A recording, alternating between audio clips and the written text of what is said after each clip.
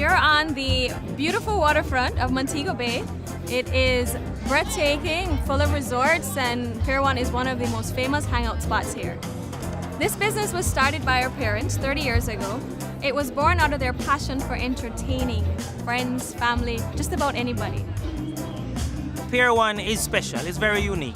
It's actually where locals and tourists come together.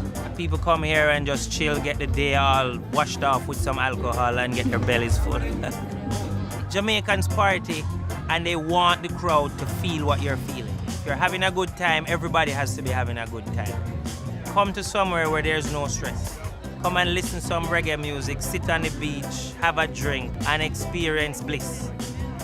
Join us in Jamaica.